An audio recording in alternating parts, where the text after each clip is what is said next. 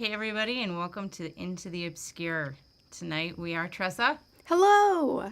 Kara, and myself, Jenny. Hello. Oh, What? there she is. Do you forget to say hello? Is that what it is? Just a nod. Just a nod. Hello. It's an audio platform, but okay. So anyway, you guys. So we get the luxury of talking to a lot of interesting folks and people that we just truly, truly get delighted with and are interested in. And usually they seem to be very well informed on one or two subjects, right? Like one or two branches of the supernatural or the paranormal. Tonight, our guest is kind of different. Oh. She has such an encyclopedic amount of knowledge floating around in her brain. It's a lot of stuff. She's incredibly well educated, and she covers so many different things. She has been studying the unusual for years. She is a Fortean investigator, an author, a filmmaker, a ufologist. I never know if I'm saying that correctly, by the way. I think I so. like it. Yeah. Sounds It was good. Cryptozoologist, which makes my little heart sing. Of course. And of course, host to Wednesdays We Talk Weird in Monster Radio. And her name is Ashley Hilt, and she is here with us tonight. And we're Let's going to say bring hello. her on. Yay! Hello. Hello, Ashley. Welcome. I know how to say hi on these things, so for both the visual and the audio. Hello. I know, it kind of really gets you. Like, It does. you wave, and you're like, oh, wait a minute. I get it. I'm a visual person, so it was really hard to start a podcast actually because most of my jokes, most of my everything, it's all through my face, and you can't see that when you're recording. So I had to learn. Use your Absolutely. words. Yeah. It's fine. I Yeah. know. I think we all kind of went through that Yeah. whole deal. Ashley, your podcast is fascinating. Oh, thank you. Fascinating. I can only listen to one of them and then take a minute or two to break in between because there's so much, you cram so much information in there. It's I try. unbelievable. I don't even know how you know all of these things. I don't know where you have the time to learn them. You have to have been doing this since you were young, right? Please tell me it's since No, you were young. actually, I'm considered a baby in this field. I've only been doing this professionally for oh wow, and investigations I've only been doing for about 4 years professionally. The podcast is not yet quite yet. But no, I have not been doing this forever. This is my entire life. So now this is what I do. I am a professional investigator, and so it's 24/7. It's all the time.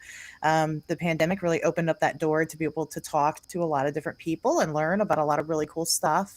So that was helpful. But I also don't sleep. So there's Oh, okay. Yeah. Team Well, that helps. insomnia. So it's Let's really do like this. 8 years of doing this then. I mean, really. Right. right, Extra exactly. That might be my problem. I would much rather nap. I don't know. My brain just goes, it's nap time. But like most people, I know that you have had personal experiences. hmm And I'm hoping that you can go into a little bit of these because I think that, one, all of us would be interested in, Yes, please. but also very specifically Tressa. Yeah. Yes, please. Okay, sure. I've had a couple of different things happen. I mean, so probably when I was around 18 or so, I live in Ohio and there's nothing to do here. So, of course, one of the things that we would do is go joyriding, and we go joyriding to spooky places. And, most of the time it's crybaby bridges and haunted roads and mystery lights. And I mean, we did this nightly. This was every night for about 2 years. This is what we did. So, of course, I've had some strange experiences there. I don't really consider them much to write home about, if I'm honest. I think that probably the most significant and probably what you're most interested in is so in 2016. I'm going to start here. I'm going to start from the beginning of the All right, story let's rather than settle the end. Sounds in. about right. So in 2016, I was hanging out with my best friend. We were having a sleepover, and full disclosure, we were making pot brownies. That's what we were doing. What? We were. That's the scary part, I know. Super weird. And then the brownies came to life and ate everybody. It was strange. Anyway, What? that didn't And then it happen. was a But Oh, movie and That's we the all watched story. it. I mean, yes, it's really cool. No, so okay, so we made some weed brownies and we had our night and it was time to go to bed. Everything was fine. I was sleeping on her couch, something that I had done multiple times in the past. And so her couch is like up against a wall, and then I can't angle. I can do it to me, but I don't know what it looks like to you guys, so I'm not going to try. Um, Fair. so the couch is up against the wall, and in the corner of the room is a TV cabinet, and it's open. And I'm just kind of sitting there, and I mean, I just kind of start feeling, I don't know, not good. I was feeling very uneasy. Um, I was starting to feel I was freaking out. I mean, that's the easiest way to put it. I started kind of freaking out a little bit. And so, one thing that you do with anybody that has gotten really high before is you'll kind of pick a spot in the room to focus on, and be like, I'm good. It's kind of like a grounding for yourself. And so I choose the top of the TV cabinet, and there's like 2 feet of space between the top and the ceiling. And when I'm looking over there, I don't. It was very weird. Something starts to like happen. Something's like forming over top of the TV cabinet, and at first it was like a head shape, and it's kind of like a dark, misty. Do you remember like projectors in school? Like your teacher would put up a projection of yes. something, Yes. and then like she would put an overlay, or they would put an over top of it. It was kind of like that. And this thing, you kind of start seeing a head and then a shoulders, and then like the arms are kind of coming out like over top of the whole ceiling, except the arms stopped going outwards and also started expanding down.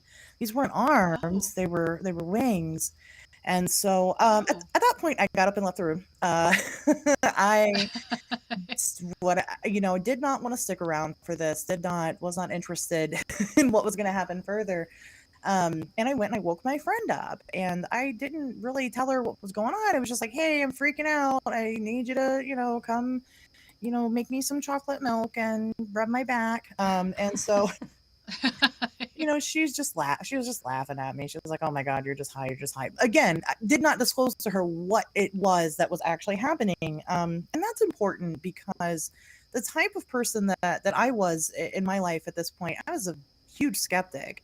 Even though I'd had my fun days of joyriding in creepy places, I still didn't really buy any of it. There was always an explanation for anything that had happened. I didn't have one for this, so I just kind of pushed it away from my mind for a long time, and then I started really, like I said, getting into this professionally in September of 2019. And it started because I went to the Mothman Festival in Point Pleasant, West Virginia, of all Nice. places. And I didn't know what it was called at the time, but I have later learned that I experienced a string of synchronicities. I mean, they were just things that kept happening that were too much to be coincidental. And anyway, got into Mothman research of all things. And it wasn't until probably spring of 2021 where somebody had given me their Mothman encounter. At this point, I am deep in the shit. Oh, I'm sorry, I don't know if I'm allowed to say shit on here. It's fine. It's fine. But I'm like, really into the research. I'm collecting stories. I'm working on this documentary. I'm writing this book. I'm doing all these things. And this girl, tells me, hey, I had a Mothman encounter. I saw this thing with my boyfriend just last week in Atlanta, Georgia. She's like, I mean, I'm going to be honest with you. We like took gummies before this happened. And as soon as she said that, it was like a switch went off in my head. And all of a sudden, this memory that I had completely shoved down inside of me pops up. And I'm like, oh my God, I saw this thing back in 2016. And, you know, it kind of sucks having that realization afterwards. But at the same time, I mean, people have asked, "Are you sure it wasn't a shadow person? Are you sure it wasn't this? Are you sure it wasn't that?" Now I know exactly what it was, and it makes a lot of sense. And without getting off into a huge tangent about why it makes sense, eventually I will present that fully in the documentary. So Wow. did they also see it inside, like you? They no, so they didn't see it inside. There have been other people who have seen it inside. They saw it outside of their hotel window. So Oh, it was like they were staying at a hotel. They were on the third floor of the hotel, and it was like peeking in the window. And oh, What? then they ran Where off was to go this? look I'm at it. sorry. I'm sorry, this was in 2021 in Atlanta, Georgia. Oh, okay. Oh, wow. And Okay. so they saw it peeking in the window, and they ran up to the window, and it was gone. And then later on that night, they had seen it flying around outside of the oh. window. So So, okay, Unbelievable. so you're not the only person that you've talked to or heard a story that it could be inside. Because I don't know why. I right, always assume, because we talk about what do we think Mothman is, and I'm sure that could fill a whole episode and we can come back to it. yeah, But, like, sure, in my mind, Mothman has to be outside. So the inside part, like, kind of trips me out a little bit I think we because, get yeah, that a lot. Like last week with Mike Patterson, like he was talking about occurrences inside, and for some reason we just do it's think that there's only, those things are outside. The ghosts I are feel like inside, but those ghosts are things are outside. inside and those things are outside. And when they start coming inside, I don't know. It makes it feel a little unsafe or something. I don't know. Right, yeah, that's It's your like, domain. Don't come into my yeah, it's like, space. sure. you assume, like literally wolves, could be outside. They're not inside, Right. and so that's weird to me. But it's not like Mothman's doing things to people, is he? Or I don't know. Maybe I don't know. Um, Or is he just visiting? I mean, I don't I'll mean behave. anything. But yeah, I don't mean anything. I was Nothing just like mean that has like, is he happened as just far as I like know, coming but to see you? Like he's not knocking down the TV stand. no. So He's it's a not like very knocking on your window. Mothman's not. Here's the issue with something like the Mothman is that he gets rolled into this group of cryptids. He's not a cryptid. Cryptids are Yeah. something you can go outside and, like you said, find. Cryptids are something that we can actually hope to find a body for one day. There's no Mothman nests anywhere. He's not an animal. He's alive. He's sentient. I can tell you that much. But these experiences that people have over and over again, people hear like in this instance, telling my encounter.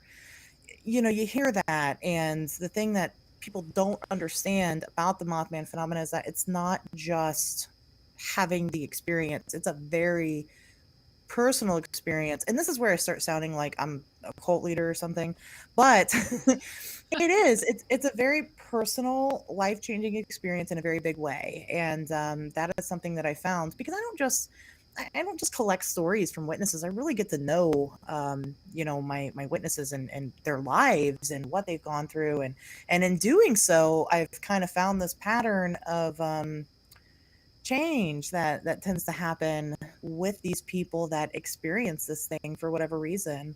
The most famous Mothman encounter is the Scarberry mallet sighting, where he chased the young couples, in around West Virginia.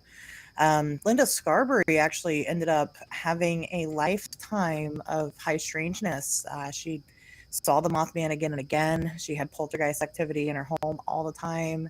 And while she was initially terrified of this thing and didn't want to see it, she'd always maintained that it wasn't nefarious, wasn't evil. She said she just thought it seemed very lonely.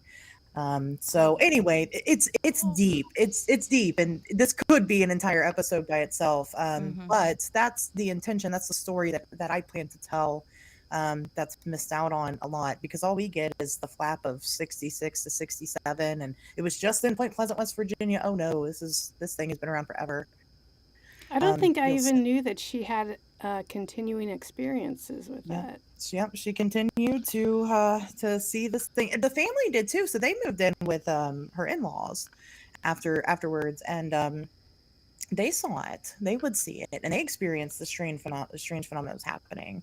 But it just stops and starts with the bridge apps, and and then that's it, and nobody ever really Right. talks about Mm-hmm. it. But I Even the think museum, they're like, well, there was this movie. Let's talk about the movie. Let's not talk about what happened. The wow, museum is ridiculous, yeah, and I love it very it's fun. much. Yes, It's very I fun. love a gimmick. Let me tell you Yeah, something about for me. sure. I So love that I get to see a quilt that was in a movie. I mean, get yes, out of here. right, Come right. on. Pieces of the fake bridge. That's awesome. Yeah, no, it is really neat and good for them for embracing the lore and making it a staple of their town. Hmm. Otherwise, these Hmm. people wouldn't survive. But um, they got stock in it. As much as I hate to say that, they do. They have stock in it, and so Mhm. I can understand why they're only interested in telling their piece of the story and not the entire story. Which is really unfortunate because I have really connected this thing with so many other beings, and I think that was like my first revelation that I had with this stuff is that you have Mothman, right? Well, Mothman goes back further than that. You have gargoyles. Hmm. In I think the Algonquins, yeah, the Algonquins had the flying head. The Mexicans have the Garuda. Hmm. Christians have angels, and it's all the same. It's all the same encounters. It's all the same experience. It's all comes with that very personal, very life changing event that kind of leads into something better, different. I don't really know yet because I haven't gotten to the end of my story, so we'll see.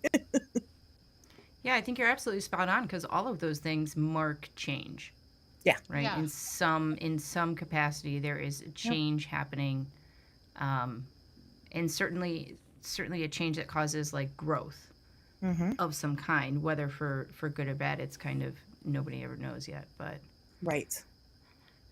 um, So, I want to know how Indrid Cold works into all of this oh in gosh. your theories because I love everything about this being, and I Sure. feel like I've only scratched the surface because I don't know where to look. That's okay. Indrid Cold actually doesn't have anything to do with it, and that Oh, sounds crazy okay. to a lot of people. But the only thing that they had in common was proximity. I guess for people, should I explain Indrid Cold a Yeah. little bit so Yeah, that way, go through the um, basics. Yeah. Mothman's a little more popular than Indrid. Basically, one night in November of 1966, Woodrow Derenberger was driving home from work and he was stopped by a UFO. A guy comes out, just a regular guy that looks like anybody, and talks to him telepathically. And this started a lifelong friendship between these two.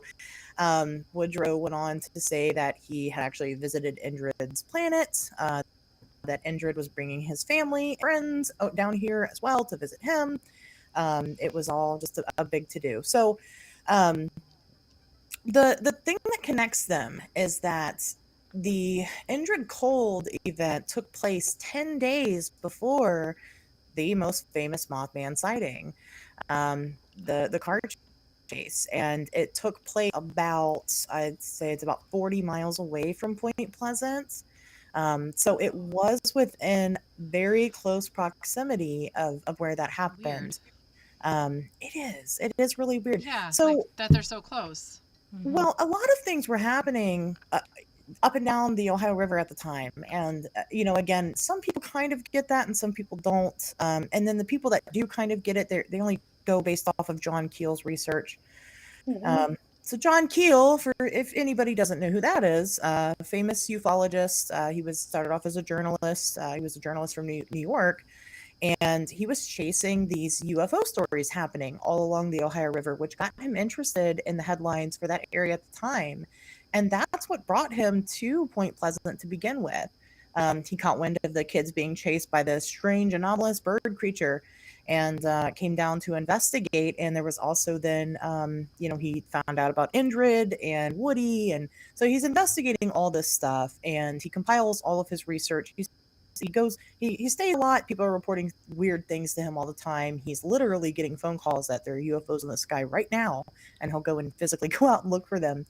Um, but he compiles all this research into a book and puts it out, The Mothman Prophecies. And his conclusion is that they're basically all tied together. He kind of places them together with the Silver Bridge collapse. But what we know now And as somebody who has read the book numerous times and read original reports, is that, well, I'll be honest with you, some of Keel's interpretations of the reports are exaggerated. They're not Oh, entirely accurate.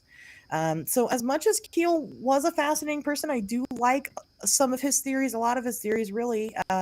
He's a journalist at the end of the day, and he's a storyteller. And, he just kind of wanted to tie everything together. So, I think that's where people get really confused about the tie in between the two.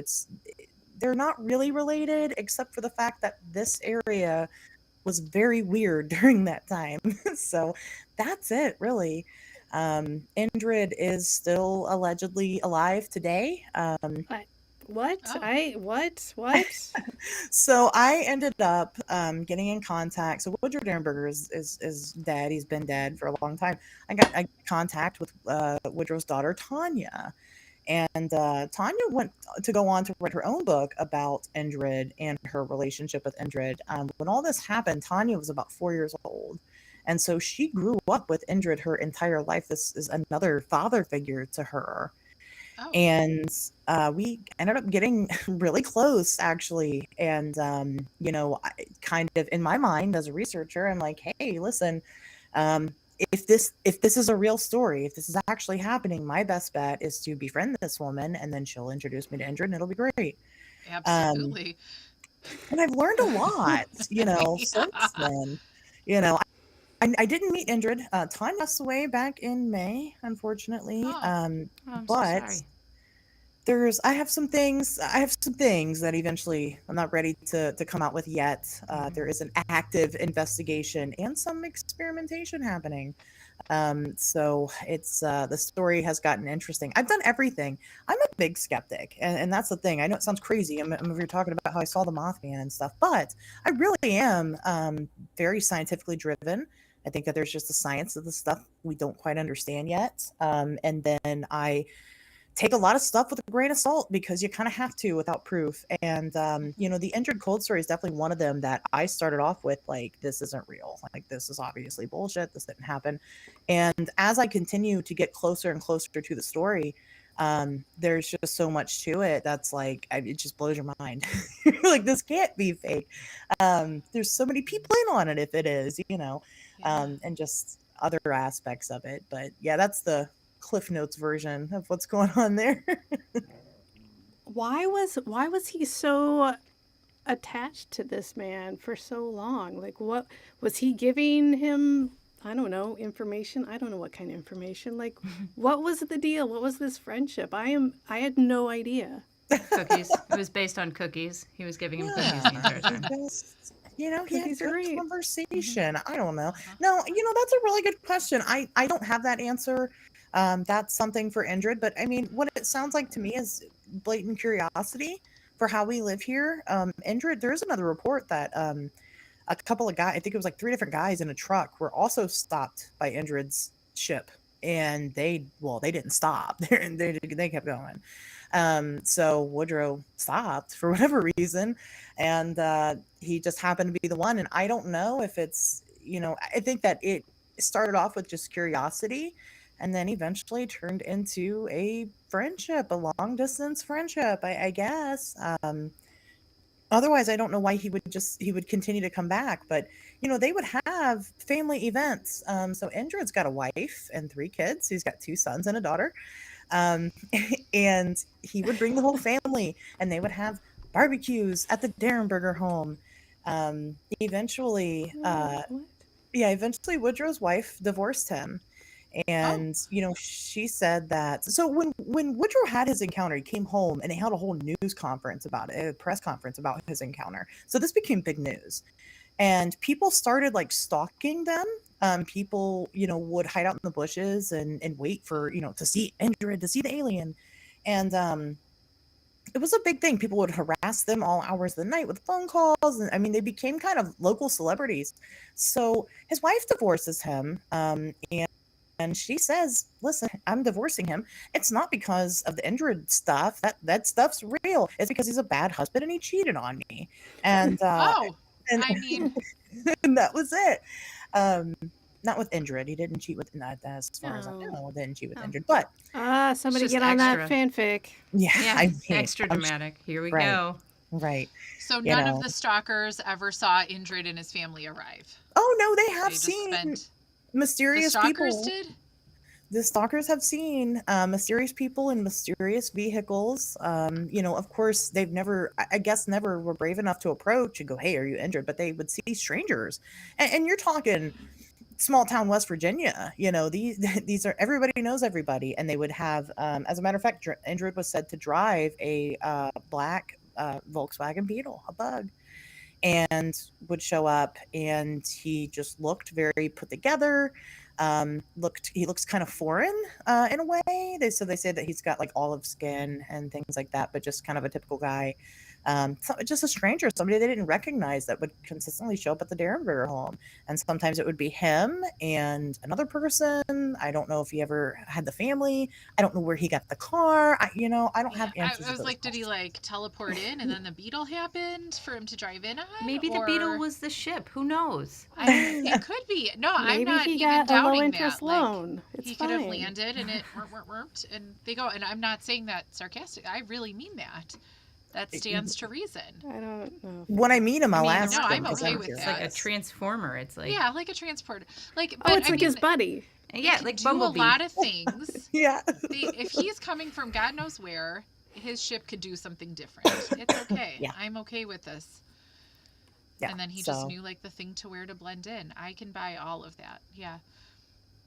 I like this But a lot. it's bizarre. Like I said, it seems crazy. I mean, just up front, even reading the book, you're like, there's no way this human man went to another planet. That didn't happen. But there's Do so we know much. what planet that is? Yeah, Lanulos.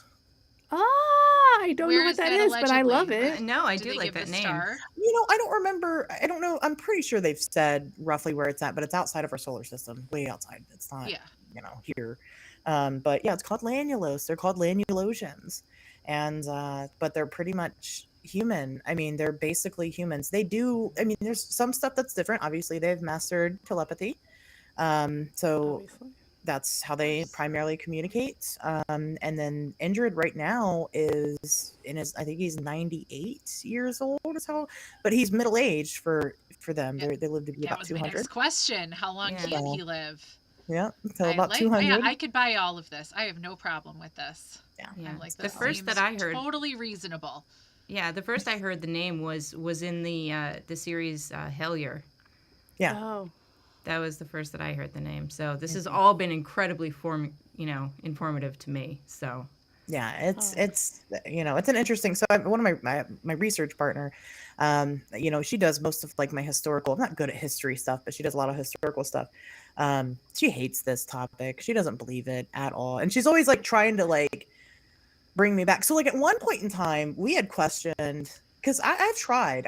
My job is to debunk myself, and we've questioned whether or not Tanya was even related to Woodrow. So Tanya was actually adopted. She's not Woodrow's biological daughter. He adopted her, and when he had his obituary, she's not listed on it, and so we Oh. thought, okay, there it is. That's weird. what it is, right? Mhm. She's not really his daughter. It's just some random crazy woman that's parading around acting like she's this guy's daughter. But then like I actually got into contact with her daughters, Tanya's daughters, and talked to them. They're not into any of this stuff at all. As a matter of fact, they were estranged from her later on in life, but in talking with them, they're very much. I mean, they're like, yeah, that's her dad. She was adopted, but yeah, that's. I mean, so it sounds more like to me, instead of being like actually adopted, it was more of like his stepdaughter. Is, I think, probably more what. And I don't know why she's not in the obituary. Unfortunately, I can't ask her now. She's passed away since I found that information, but. We've tried to look at every avenue for this to not be real. We really have. Mhm.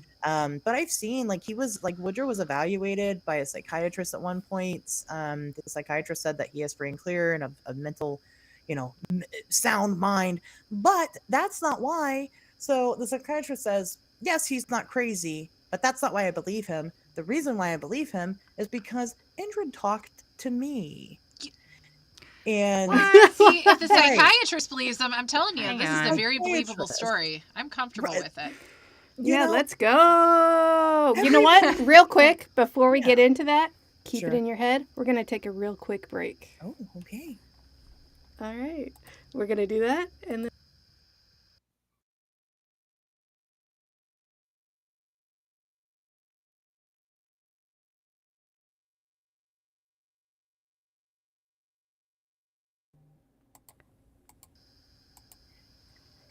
all right. Let's hear it. And we're All right, I back. want to hear Ooh, about okay. this. I want to hear about this therapist to other life forms because Yes, I'm assuming please. that's how he met Yeah. him, is some sort of professional capacity.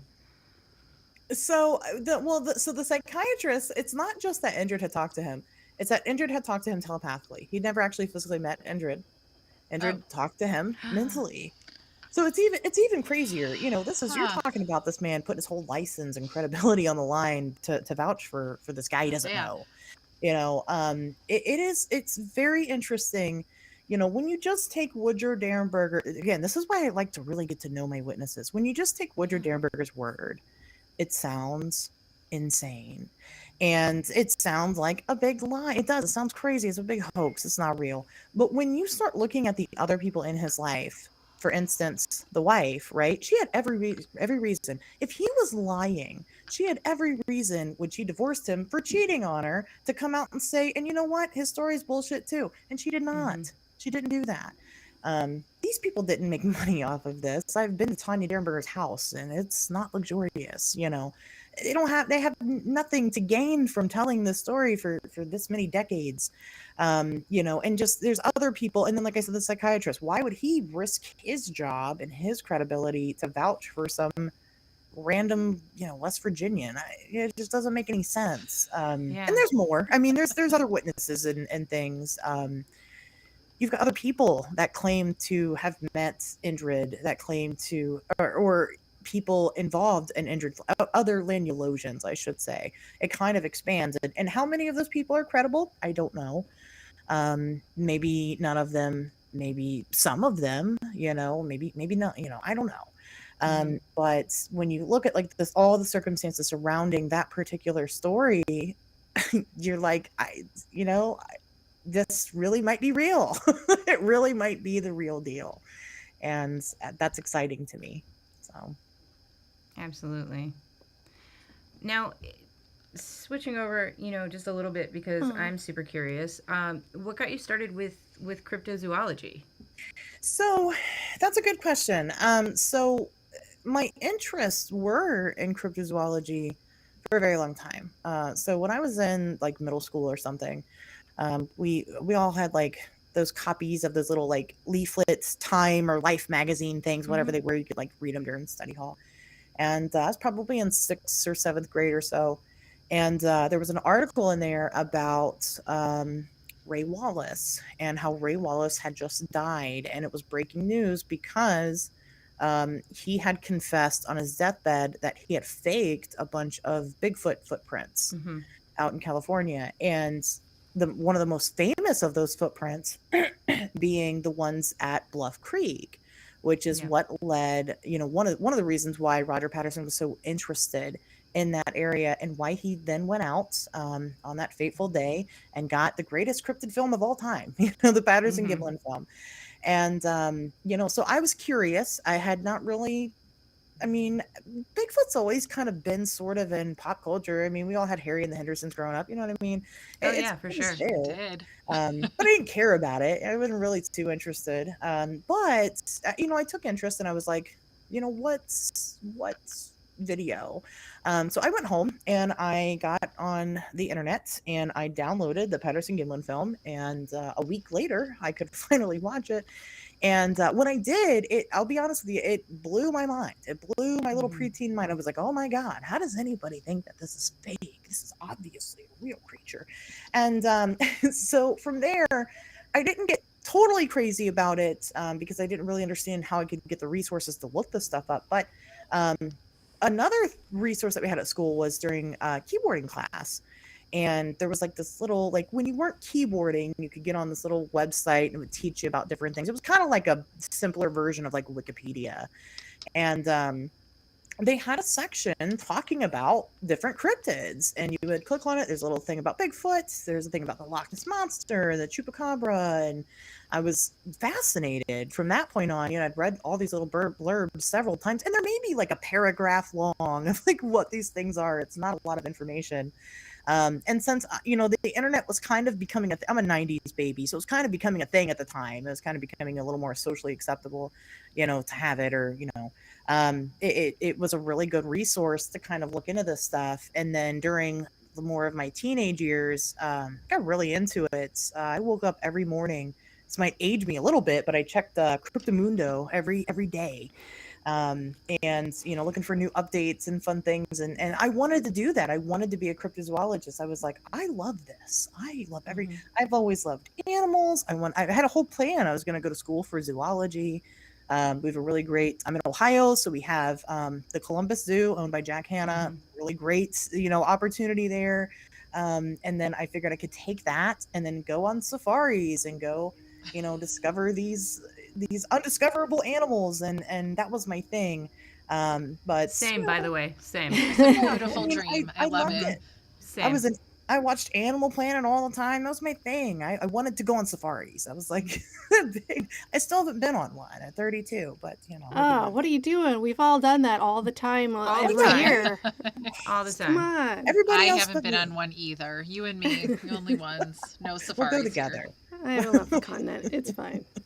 But that was like my thing. And so, then life happened and it just never happened. And even though it was something I was kind of interested in, I definitely got out of it for about a good, I mean, 10 years, until I started doing all this again. And that's kind of what led me to going to the Mothman Festival in 2019, was because another friend was a big YouTuber, and they were from a totally different state and was like going to travel here, and they were like had invited a bunch of us people to go with them, and they were like, hey, I know you're like really into this stuff. It'd be cool if like we filmed you as like the cryptozoologist. It was supposed to be funny. It was like a parody thing. Right. And then we got there and shit got real, and so it just never Oh happened. no, I love this. Yeah, it just didn't happen. So but yeah, I definitely started off with cryptids. I'm still very much like I told you guys in the beginning, Mothman's not a cryptid. I'm very much Yeah. a purist. I think labels are so important, and a lot of people disagree with me. But let me tell you something. That's what they do in science. It's really imperative that we start using those labels, categorizing this stuff. And I get some of it we can't categorize because it's the science we don't know. But like I'm a big Bigfoot flesh and blood, I'm not like the interdimensional Bigfoot type, regardless of the fact that I do think that some of these creatures are ultra terrestrial, I guess is my favorite term. So That's a great term. It is a I great term. love it. Define ultra terrestrial. Ultra terrestrial are things that how can I explain this easily? Okay, here we go. So one thing that I did is I did go to school for astrophysics, so I kind of get it a little bit. Okay. So What? we are third dimensional creatures, okay? So that means that we perceive the world around us in three different dimensions. So those dimensions being length, height, and depth, okay? Yes. Um, so there are other dimensions, or at least we theorize that there are other dimensions that exist beyond us. So there are different points of perception that we can't see. Um, if you were an ultra terrestrial creature, then you could perceive things a little bit differently and you could see things a little bit better than how we can see them. The best example to kind of explain that doesn't completely blow anybody's mind is like different animals and how they can see colors that we don't even know exist. And it's not necessarily because they are of a higher dimension than us. They're still third dimensional. It's just that their third dimension is better than ours or whatever. But other dimensions get very strange. So the fourth dimension is the easiest one I like to use. This thing I think we can all understand is time. Yeah. So these things can also master time in a way that we can't. Our timeline is linear, But we know that in actually in physics, we know that time is actually not linear at all. And Yeah. I cannot make that an easy explanation for you. I'm sorry, It just but No, but go is. ahead. Yeah, it No, it just do it. just is. is, right. So the belief is that these creatures could also move within that timeline. So we can only go forward. These things can go back and forth and show up in the middle and do whatever they want at any point in time. But they're here all the time. They're constantly here. So maybe some of them do live here on our planet. Maybe some of them don't live here on our planet. We don't know. We can't really perceive them unless they choose to take on a form where we can perceive them. Um, and that's why, some of these encounters are very strange. I know somebody who had a Mothman encounter. When they saw it, like the middle section of it was completely missing. And Huh. I don't know, Seems like he might why. need that, but Right. I don't know where his Just not food doing great between the goes. dimensions. Just having a rough time. We all have I off never really days. figured They out. can too. You know, exactly. It could be that it's trying to let it perceive whoever, it's just that, like, okay, if you see Mothman, it probably doesn't actually look like that. It's just looking like that Mhm. to you. Why? I don't know. I don't know if it's because they can also read our minds somehow and, dig our subconscious for, cultural beliefs, and that's how it presents itself. I don't have that answer. We're kind of almost not meant to know, and that's the part that sucks about my job. yeah. But, these things are, like I said, kind of. I mean, they're here. We just can't always see them. We can't always perceive them because we're just not meant to, unless they allow us to do so. Much like if you were to draw a cartoon character, which is two dimensional, and you give it sentience. I'm sure you've watched a Mhm. cartoon, an adult cartoon, something that breaks the fourth wall. If you give it sentience and let it know about you, then it knows about you. Otherwise, it has no idea that you exist, and it continues in its little Yeah. cartoon world. That's what these things do, I think. That's a That's beautiful really way of interesting. describing it. Yeah. I like that. Well, thank you. Mhm. I try. Yeah. It's a That's lot to beautiful. process, you guys. It's fine. Yeah. Mhm. Yeah. It's interesting to me how much it's starting to be like a more common idea that sort of physics and quantum physics are playing into the paranormal. Yeah. I just watched the two back to back because I'm going to talk about this till the end of time, I think. Please. But the Flash of Beauty and the second Flash of Beauty, which is paranormal Bigfoot, I would hugely recommend. But they do start to Okay. get into where the paranormal Bigfoot has a lot of just quantum physics involved, just stuff that we don't know yet. Yeah. Like the supposed like fifth form of matter and all of that stuff, and it's mind blowing. I mean, and it's Mhm. so tremendous. It's so interesting that I am now reading a book on physics. I made Yeah. very sure, don't worry, you guys, I made very sure to make sure that it had no math involved Thank whatsoever, so I have a you. chance of That's understanding it. difficult to do. That's a feat in and of Now it's itself. quantum because you get Well, theories. true. Yeah, You yeah, get yeah. Fair. theories, no math involved. See, But physics then I and only math. understand like half of it. So, Yeah. but You're that's You're so trying. trying though. fascinating. That, Yeah. No, even and if it you is get hard. 20% of it, it's still Yeah. 20% more Yeah. than you had before. So it's Right. perfect. So It's a big doing concept. Yeah, doing all of this research and with your background in science and your outlook on it, um, do you see it trending toward becoming more seriously taken or taken seriously in the scientific community? Do you think there's going to be more doors open for people who are investigating the paranormal just based on how there's now more and more connections being made? Yeah, yes and no. It just depends. I think that looking at this stuff, and accepting a lot of it being connected is really difficult. So, for instance, you talk about you mentioned like the Bigfoot thing, and I'll Hmm. clarify. I already said I'm a flesh and blooder, Oh yeah, yeah, um, yeah. and uh, and So here's is what that Jane Goodall, means. by the way. Yeah, she is. And so here's what that means. I think that there's an undiscovered species of North American ape out there. Hmm. And we just haven't found it yet. We just found fossils I think last year, of some type of ancient North American ape that had never happened before. Yeah. So that is just more evidence adding to it. And then you have these weird stories of people encountering Bigfoot where, the arms are impossibly long, or it just disappears in the thin air, or they go home and they have poltergeist activity and they see UFOs while it's happening and it sounds really out there. Because the thing that you're seeing at that time, even though it looks like Bigfoot, isn't Bigfoot. Again, whatever the thing is, whatever the phenomena is, gets somehow into your subconscious, wants you to know that you've seen something significant, without completely scrambling your brain, so they make it kind of something familiar. So if you're somebody that spends a lot of time out in the woods anyway, you're a hunter, or maybe you just grew up on land or something, then that perception is going to come in the form of a Bigfoot. If you're, if you're a Christian and you've learned about miracles your whole life, that perception is going to come in the form of an angel. So I think that, and I know I've got friends that are, Bigfoot bros, and they're like, no, that's ridiculous. They're not having it. They're like, no, Bigfoot's just an animal. You have a lot of division within all of these communities, Oh and that's yeah. why I'm a Yeah. 40 investigator, because you have to do all of it. If you don't do all of it, you're doing a disservice. Now you can have an open mind to all of it and specialize in certain things.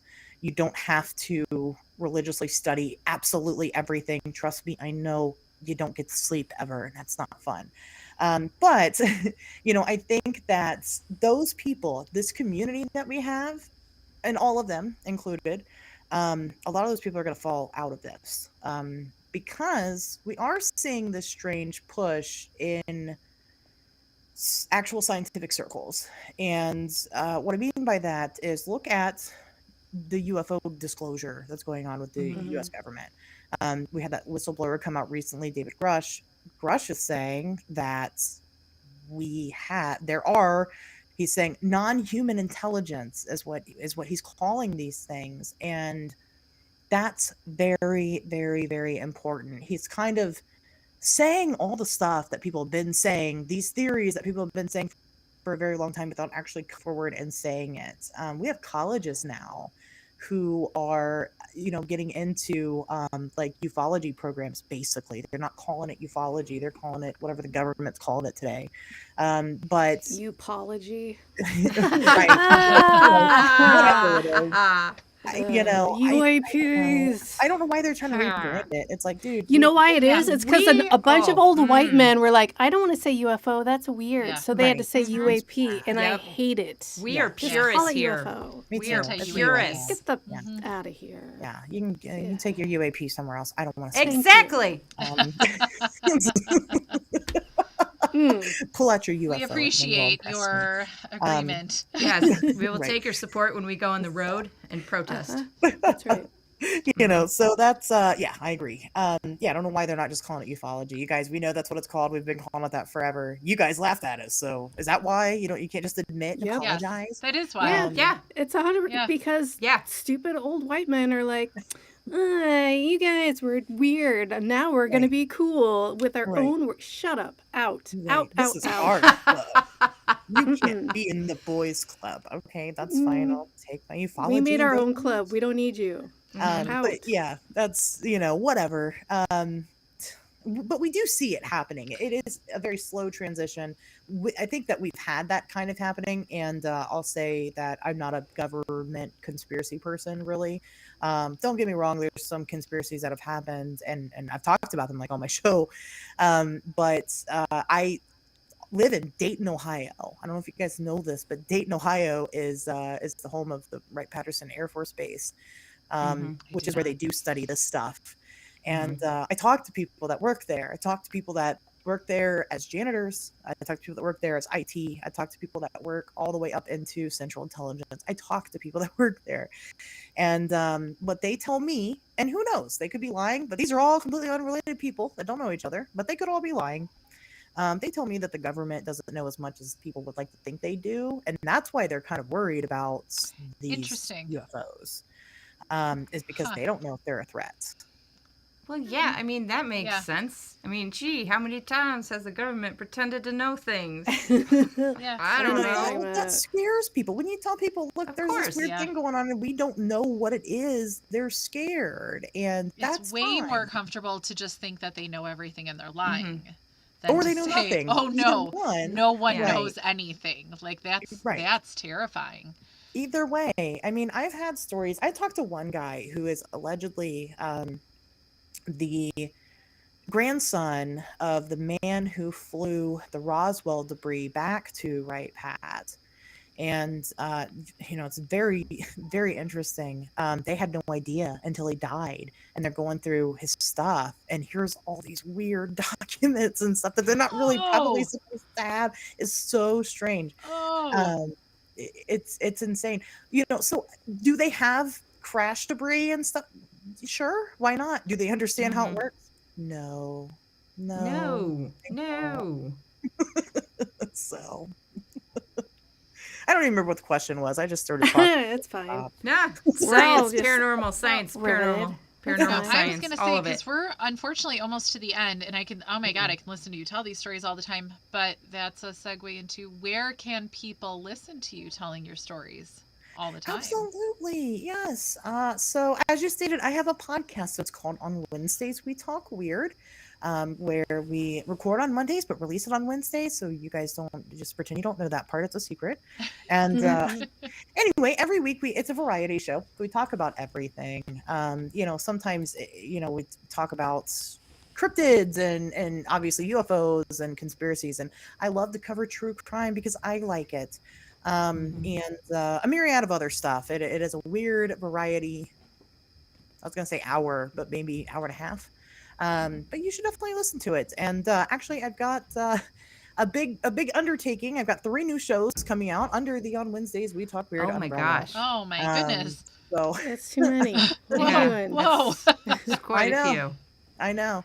And, while I'm not going to fully disclose yet exactly the topics, they should start coming out the beginning of the year. It's a lot of the same stuff, though. Mm-hmm. A lot of really interesting, really fascinating co-hosts. So my co-hosts, I had to get rid of, unfortunately, but I now have 9 co-hosts. So Oh. One of Wow. whom, Okay. one to of help whom with the is other shows. yeah, one of so- whom is Tobias Wayland. You I guys. saw that today. Yes. Mhm. He's Tobias great. Whalen. Love Yep. Tobias. So we're very Yep. excited about this. Yes. Yeah, I love Tobias too. We're buds, so obviously, I guess. No, we're total strangers. He I just feel like agreed I to Yeah. come hope on. you like Whatever. him. Oh That my guy. goodness. Yeah. You I gotta I work would with them. imagine those conversations just extraordinary. Just We recorded FYI. yesterday. 'cause Was they're his just so first good. was his first recording, so he's actually going to be Nice. on the show starting tomorrow. I don't know. I'm assuming this is out in the ether, whenever. But he's Tomorrow. one of the main co-hosts for So the On Wednesdays We Talk Weird will continue every single week, just as it has been last almost 4 years. The new shows are going to be a little bit of a different format, but you will hear Tobias regularly because he is one of 2 co-hosts on the Wednesday show. Nice. The other ones will kind of rotate. Eventually, you guys will get familiar with those people and who they are. But yeah, Tobias Whalen's a wealth of information. Yeah, Mhm. Great guy. Can't say enough good about him, Yeah. really. he's I great. feel like, oh my god, the 2 of you just talking Right? to each other Yeah. could be like every Wednesday until the end of time. Right. You could still like not even cover everything and it would still be so Mhm. interesting. So Yeah. no, I'm so excited for the 2 of you being together thank because I you. think that's going to be Yeah. just Yeah. super interesting. Can you listen to your show anywhere one listens to their podcasts or Yeah, anywhere you listen to podcasts, I'm not on YouTube. There is kind of a backlog on YouTube. You can go there and listen to like the first 140 episodes, I think. But anywhere else though, Apple Podcasts, Spotify, I don't know, Pod, whatever, Pod Choice. Pod There's so many Press, of them. whatever. Mhm. put in pod Whatever. and figure it out? Just Google On Wednesdays We Talk Weird. It's the only thing that comes up when you Google it. And then if you're really struggling with it, you can reach out to me personally on social media. I'm on Facebook as Ashley Hilt. I'm the one with the red hair. I'm on Instagram and Twitter, X, whatever you want to call it. It's Ashers with a Z. And I think that's it. Yeah. All right. Perfect. Everybody- The perfect podcast to listen to right after we release on Wednesdays. Yes, after Yes. us, of course. After us. After Or us. listen to us after them. No, whatever. us first. Us Either first. way, you know, Us just listen to both of these spectacular shows Yes. On Wednesday, your Wednesdays just got extra Really super duper super amazing. great Super. and entertaining. You guys, thank you so much for joining us. Don't forget to rate, review, subscribe to all the things where you find Into the Obscure, podcast.com or whatever. We'll see you next week. Thank you. Goodbye. Goodbye. Thank you. Goodbye. Bye.